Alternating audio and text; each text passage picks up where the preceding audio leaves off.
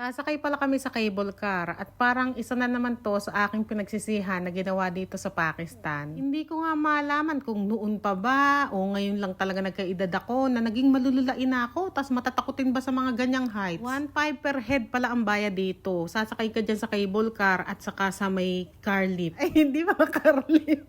Chair lift pala. Sige. Ilan? 500. 1,000. 500 lang. Sige, sige. Sige. Nagtatawaran kami ni Usman kasi nga nagpapabideo ako. Sabi ko, anak, i-video mo ako, maglalaro ako ng ganda-gandahan. Eh, ang gusto may bayad. Kaya ayun, sabi niya, gusto daw niya 1,000. Ang sabi ko naman ay 500 lang. Ay, nagkasundo naman kami sa bayaran. Ayan nga, at sobrang haba ng pila. Ang tagal namin pumila dito, siguro mga kalahating oras. Bago ka pala umakyat dito sa tuktok ng bundok, ay bibili ka muna ng ticket dun sa may malayo pa, sa baba. Nung bumili nga yung bayaw ko ng ticket, ay cash lang yata yung tinatanggap nung time na yun. Eh, nagkataon walang cash yung bayaw ko. Ang tagal niya rin dun sa tikitan. Tapos, yung ibang nakapila sa tikitan ay nakiusap na lang siya, napahiramin siya ng cash, tapos isesend niya na lang sa Easy Paisa o parang GCash dito sa Pakistan yung pera. Ay mabuti na lang talaga at meron ngang pumayag. Pero kung wala naman siyang napagtanungan doon na pumayag, ay meron naman akong cash sa bag ko. Kaya nga lang kasi, medyo malayo pinagparkingan namin, kaya siguro tinatamad na siyang puntahan pa ako. Naglulungkot-lungkutan ako kunwari dyan. Alam niyo kung bakit? Sobrang lamig ng mga time na yan. December pa yan eh. Winter. Eh, tingnan niyo na may suot ko. Pang summer. Sobrang nipis. At ayan, malapit na pala kami. Eh, tuwan-tuwa na ako niyan. Kinikilig-kilig na ako. Pero pagka gusto mo pala na VIP, pwede kaya nga lang 3,000 ang bayad. Paano kaya pag VIP, hindi na siguro pipilahan, o bubuhatin ka kaya pagsasakay sa ganyan?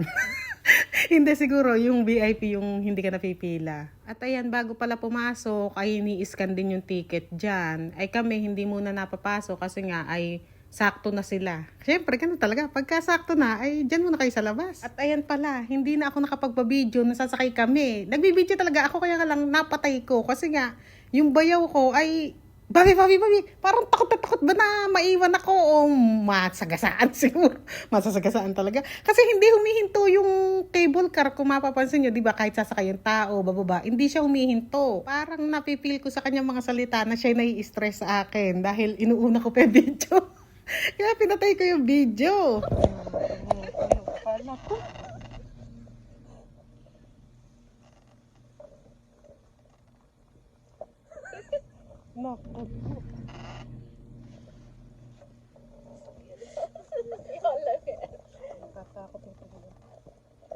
Si OA naman talaga. Pero hindi sa OA, talagang natatakot ako pagka kumakaldag. Meron kasing time na parang kumakaldag tapos parang huminto pa yan. Huminto pa yan sa gitna. Huminto talaga. Ngayon, ay natatakot ako talaga. Sabi ko sa bayaw ko, amar. Sabi ko. Yung bayaw ko stress na stress akin. Sabi ko, bakit huminto? Eh, hindi ko alam, sabi niya. Kung bakit huminto, ayan, dyan yata huminto. Ayan, huminto. Ay, takot na takot ho talaga ako. Sa isip-isip ko, ba't ba sumakay na naman ako sa ganito? Pinahirapan ko na naman ang sarili ko. Kaya ayan, nanahimik na lang talaga ako kasi matagal nga huminto. Natatakot ako kasi baka mamaya bumagsak kami. Tapos ayun, biglang umandar. Ay, tingnan mo naman takot ko kasi parang kumaldag eh.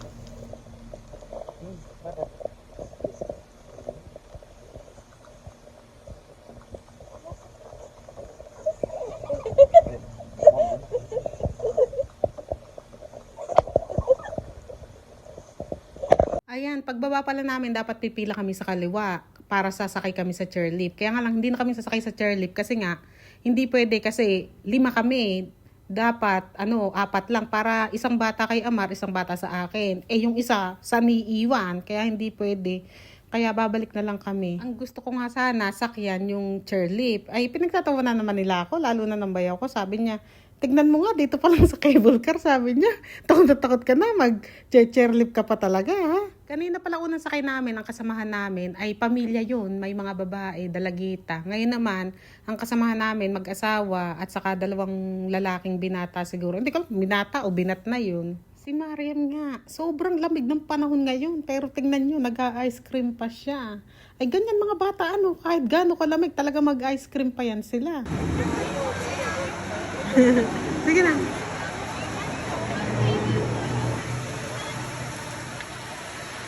Ano? Ay. This topic is Manila. Nagpapainit pa nga dyan sila Usman, oh. Tapos bigla silang tumayo, hindi ko alam kung bakit. Aalis na yata kami. Nagpapabideo na naman ako dito sa anak ko. Ang sabi naman sa akin ay, Mama, ba't ba ikot ka ng ikot? Pag ikaw bumadapa, sabi sa akin, ikot ka ng ikot, Mama. Eh, nagmamaganda nga ni. Feeling ko kasi ay napakagaan ko. Feeling ko ay nasa 50 kilos lang ako. Kahit na doble naman ang timbang ko. Kakain sana kami dyan. Kaya nga lang ay sobrang mahal dyan. Kaya wag na lang kami kumain.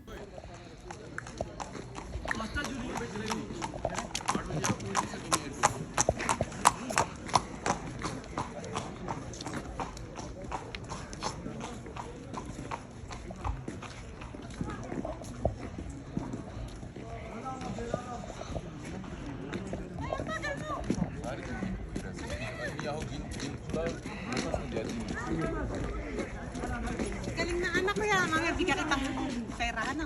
Ilan? 2,000. 20. Ah. Ganda mo para 50. Maganda ba? 50 pag maganda. Ano swenta? 50. I don't. Thank you.